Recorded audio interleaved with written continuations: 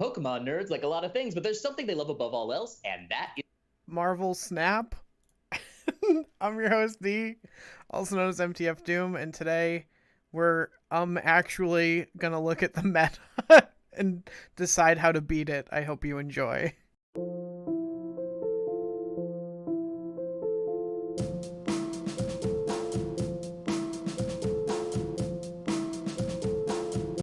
Welcome back. So before we get into it, I just want to thank you all. We officially hit the number. We were looking for 100 subscribers by today. We are at 140. It's incredible, and I thank you all so much for your continued support and for everyone who stops in and says hey in the comments in the Discord and whatever. You're all really wonderful, vibrant people, and I appreciate you quite a lot. So today, if you don't know, this is Off Meta, the show where we look at the meta breakdown for the day, for the week rather, and that's weird. So this should be March 1st. I saw the update today, which is why I'm recording today. This does say February 28th, so it might have been yesterday, might have been today. The point is, usually every Tuesday, we get a little updated meta breakdown, and we're going to look through those decks. We are going to decide what is important to actually counter, and then we're going to build a deck to do so, right?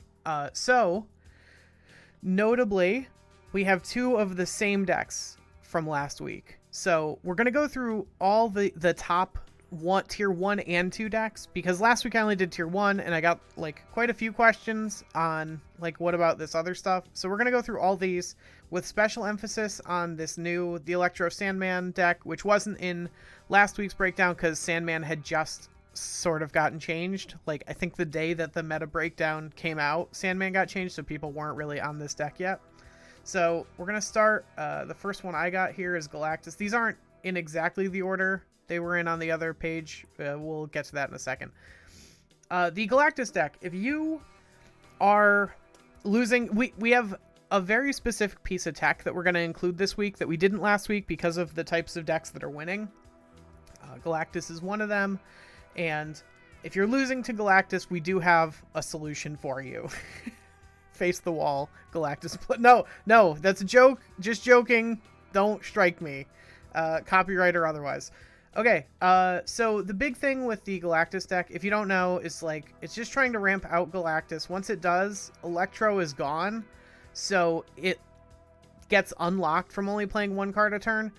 And so on turn 5, it can Galactus, having destroyed Electro, and then on turn 6, it can usually play two things, one of them being Death, and then, if it just goes Shuri Death, it's really hard to beat. But yeah, that's the deck is it's fairly easy to see coming, and this isn't even I don't think I usually notice Shuri and Wong in the Galactus decks, so I don't really know what this list is. A lot of people play Nova and Hood, so it looks kind of like a regular Destroy deck, and that can be a little hard to see coming. But this is a goofy one. But this deck is a beating very often, but we have the technology. We're gonna win. Don't worry. Okay. Lockjaw on reveal. This is very similar to the Lockjaw Thanos deck that we saw last week and is still up in tier 1 this week. But instead of Thanos and the stones for easy swapping through Lockjaw, you're doing you've all seen it, I think. You play Thor, and then you shuffle in Mjolnir, and then when you Mjolnir into the Lockjaw lane, you get a real card out of your deck, and then Thor also gets buffed, and then you can redraw Mjolnir and play it again to get another real card out of your deck. It's a beating. It can also random into Infinite or discard Infinite to Dracula. It can random into Dracula. So you're do they have the Infinite and they just got Dracula randomly? It's really bad. This deck can do all kinds of really, really bonker stuff. Sometimes it can low roll. It's fairly rare that your opponent's all right, play Lockjaw, play some, usually they're just not going to play any of these into the Lockjaw lane. But they can Jubilee into Lockjaw and pull I don't know, one of these off Jubilee and be like kind of sad about it, but in general, this deck's like really good. This deck's like quite good. And it's also, Dracula's tough because one of the tech cards we're going to be playing is Shang, spoilers, and Shang doesn't hit Dracula. Honestly, I think Dracula should be like ongoing at the end of the game, discard a card. I know that's not really ongoing, but I think there should be counterplay to Dracula. We do have one piece of tech, but it's not great. It's not ideal, but it does give us some outs. We've got Sarah Control, which is kind of close to what we had ended up putting together last week, though this is a little different from the quote-unquote traditional Sarah Control, which runs like Zabu, Sarah, like Shang Enchantress, but then I feel like it usually runs Bishop Mysterio package. I like Polaris a lot. I don't know what the rationale is for running both Maximus and Darkhawk. That seems like a nombo, right? Like, that seems like... Because then they're drawing 2 cards, so then, like, Darkhawk is 4 power lower, which is weird. I don't really get it. Maybe you just don't play those 2 together, but, like, you know, while Bishop isn't guaranteed to be as big as Maximus, I think a different 3-drop, even just like if the whole idea is you're playing this on turn 6 regardless, you know, along with like one of these, assuming you have either Zabu or Sarah, and like maybe 2 of them if you have both. Like if you go Zabu, anything, right? Anything. Some other stuff, Sarah on 5, and then you just have some of these in your hand, and you're just like, okay, cool. Like turn 6, these all cost 2, this costs 2, and you can go like boom, boom, boom. Then why don't we just play Swordmaster, right? If that's the case, like you're only playing it on 6. It's 1 less power, but it doesn't make your Darkhawk any smaller, right? Like it's like 3 more power if you have both of these on the field, right? I don't really know. I don't get it. This the nature of the beast is that this is a control deck, and so it's always going to be at least okay because it's just packing a bunch of control pieces. If you're like struggling, this is like a very good tip is like if you like are struggling to climb, build a really like principled control list and just like learn to retreat and get your cubes in like big 8 chunk increments because your opponent's like, I'm going off, oh my god, I got the Shuri in the, and you're just like, Shang-Chi, Cosmo, like kill you, that doesn't go off, I win on turn 6, and you're like, all right, thanks for the 8 cubes. So like by that metric, this deck will probably be good for like basically forever, but I do find this setup weird. Okay. The other thing is there's not a ton of counterplay to decks like this, right? Like you can't Enchantress their Sarah. They're probably going to Darkhawk on 6. So you're not really, you know, unless you're really trying to like 5-head, you're not really going to be able to Enchantress. You know, there's no like tells that this is a specific deck in a lot of ways other than Zabu, but you know, this is just tech cards that are good and kind of above rate. So this will be like one of our harder matchups for what we're building. Thanos Ongoing Zoo, this is very similar to what we saw last week with the Lockjaw Thanos. Valkyrie is sweet. I don't know why it's in here, but I am a huge fan like of that tech. For the stones, I've brought this up before, but I don't think this list in particular is the one you're going to see like from most players because of the Valkyrie and Thanos, right? But I think that it's worth keeping this in mind and worth teching against because Thanos is basically like a 1-card deck unto himself. And so just by virtue of having an answer, right? Like basically if you're like, you know, a Timmy player, you're just like, you just hit pool 3 and like you open Thanos, you just random into it real early, you're just gonna like build this deck. You're gonna be like, yep, this is the deck I'm playing until collection level 4000. which is absolutely fair, right? Like if you open Thanos, like play Thanos, have fun. But we do have like pretty easy tech options for this one, by virtue of it not being the Lockjaw variant that we're gonna take advantage of. This is the deck that wasn't on last week. It's also sort of, to me, a strange like way of building this deck, but again, like I'm sure people have their reasoning. I much prefer the zero. If you're gonna do Ebony Moss stuff, I really like doing zero stuff as well, like zero Titania, zero Lizard is fine. Zero Red Skull a little worse because of we kind of need our.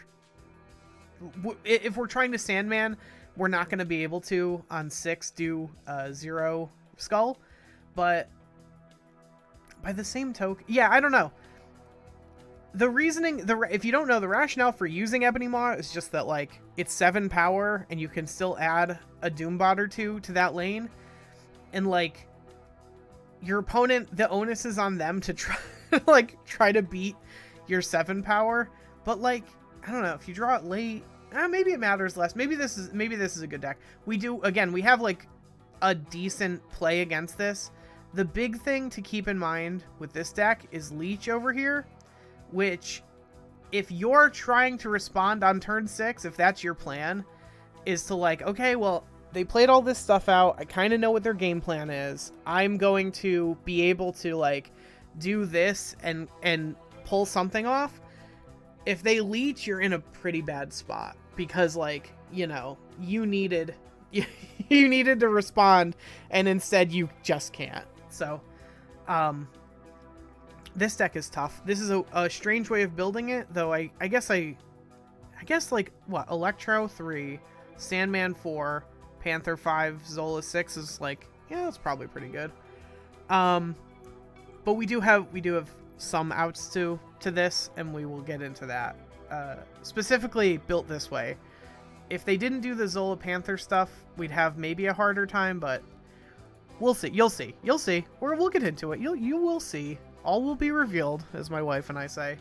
Alright, this is the one we saw last week. Same deal, it has the Leech, so your tech has to come out slightly earlier sometimes, which can be really, like, that can be really hard to commit to. Quinjet, which is just so good with Thanos, because it makes all the stones are just free now, like 0 costs, draw a card.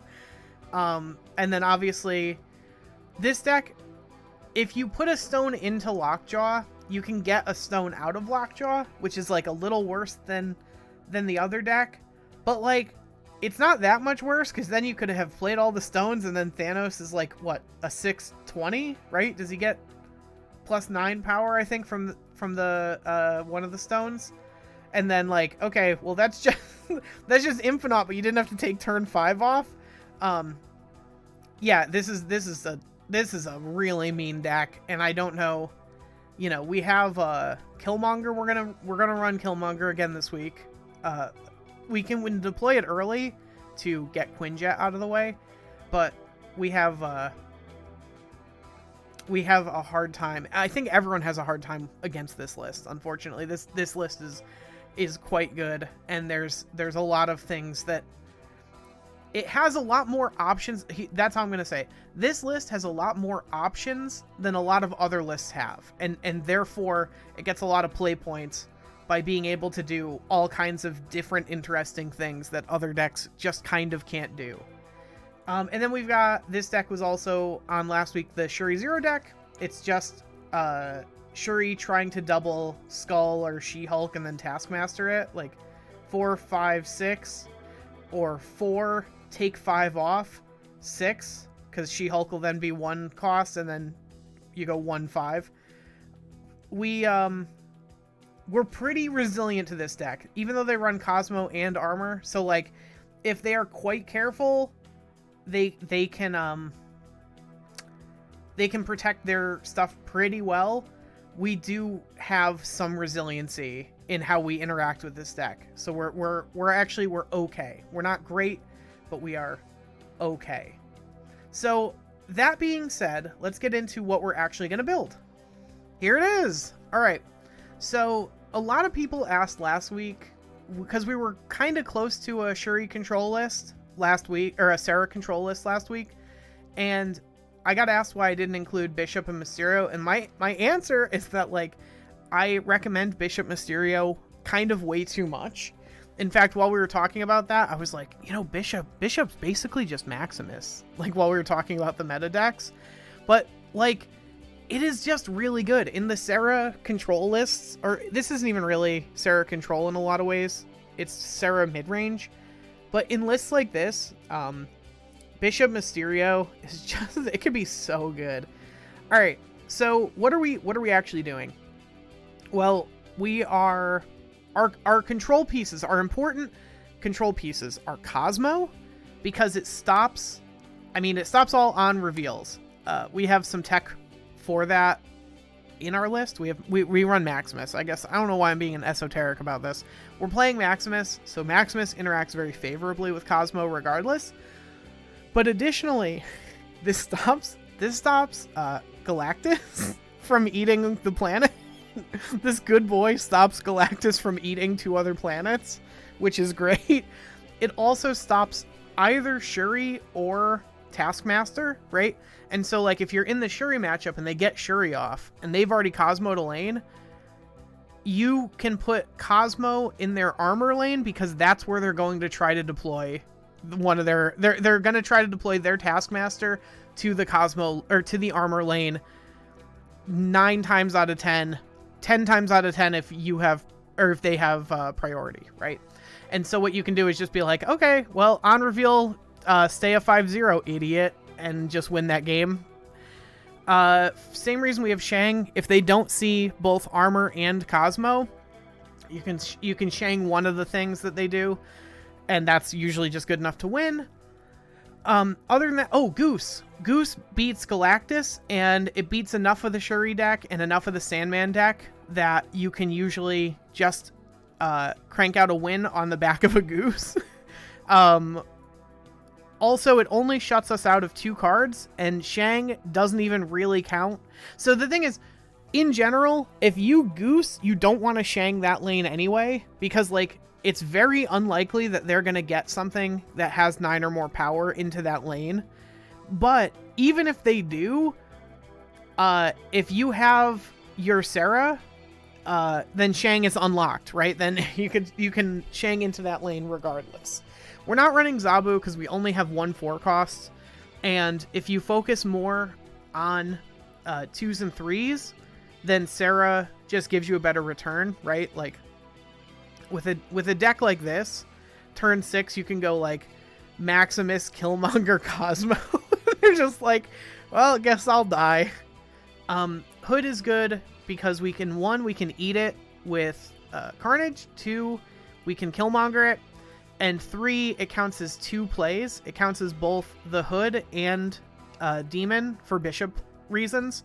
So if we've already played Bishop and then we go Hood, Carnage, that's 2 +1s for Bishop, and then we go Demon, whatever, continue our plays, that's another +1 for Bishop.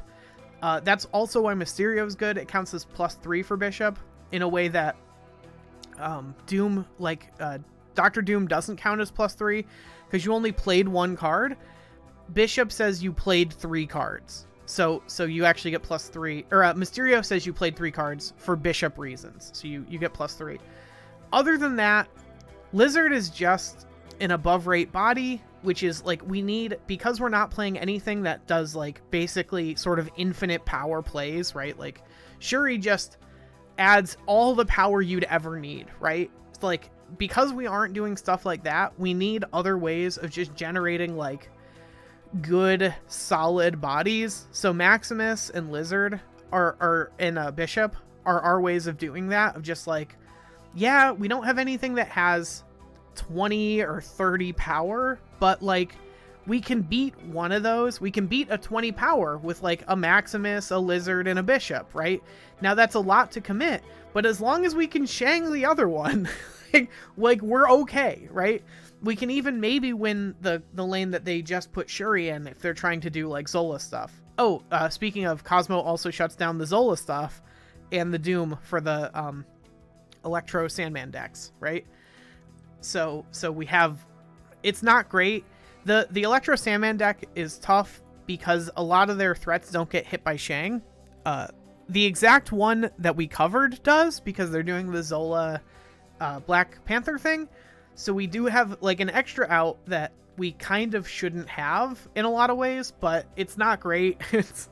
And I don't think most people are playing that. I think most people are just playing Doom and Odin and just like, all right, well, here's 15 power in all the lanes. Good luck. Beat it. So Cosmo does a better job of that. If you can Cosmo into the lane you think they're going to Doom, which is usually a 50-50 because they've already played the Ebony Maw, right? So you can kind of 50-50 them on the Cosmo. It doesn't really it's tough because it doesn't matter to them which lane they play it in, because like it's the same no matter what. But there's a chance that the locations line up such that it's better than a 50-50, right? Like, oh, well, obviously they're not going to play it into Death's Domain. They're going to play it into the other one. The Doombot won't get Death's Domain, whatever. So that's some amount of outs to that deck. But ultimately, as we covered in the Serra control deck from the meta list, what we're doing is just playing reasonable control cards. We just define those as Cosmo, Goose, and Shang and Killmonger, whereas they defined them, I mean, they were going harder on the Zabu tech as well. So that's just what we want to do, is play reasonable control cards, play them in an intelligent way, and show restraint in how we snap and retreat, and focus in on those like 4 and 8 cube wins where your opponent thinks they got it and doesn't realize like, oh, I'm gonna get Cosmo'd, you know, and just take those wins, take them with dignity, and move on with your life. Don't emote at people, all right? Don't do it. I hope you enjoyed. I hope you find this content elucidating, enlightening, or enriching. If you do, please, by all means, leave a like and a subscription, maybe a comment, maybe a Discord follow. I hope that you have a great day, and I will see you all tomorrow.